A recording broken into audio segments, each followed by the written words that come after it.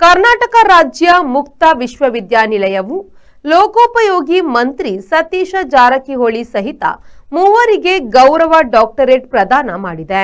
ಇನ್ನಿಬ್ಬರು ಗೌರವ ಡಾಕ್ಟರೇಟ್ ಪಡೆದವರೆಂದರೆ ಚಿತ್ರದುರ್ಗದ ideal educational ಸೊಸೈಟಿಯ ಅಧ್ಯಕ್ಷರಾದ ಇರ್ಫಾನುಲ್ಲಾ ಶರೀಫ್ ಹಾಗೂ ಕಲಬುರಗಿಯ ಶರಣಬಸವೇಶ್ವರ ವಿದ್ಯಾವರ್ಧಕ ಸಂಘದ ಅಧ್ಯಕ್ಷೆ ದಾಕ್ಷಾಯಿಣಿ ಅಪ್ಪ ಅವರುಗಳಾಗಿದ್ದಾರೆ. ಮುಕ್ತ ವಿಶ್ವವಿದ್ಯಾನಿಲಯದ 20ನೇ ಘಟಿಕೋತ್ಸವವು ಮೈಸೂರು ವಿಶ್ವವಿದ್ಯಾನಿಲಯದ ವಿವಿ ಭವನದಲ್ಲಿ ಗುರುವಾರ ನಡೆಯಲಿದೆ.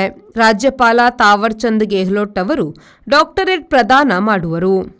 17,307 ಮಂದಿ ಇದೇ ವೇಳೆ ಪದವಿ ಪಡೆದರು.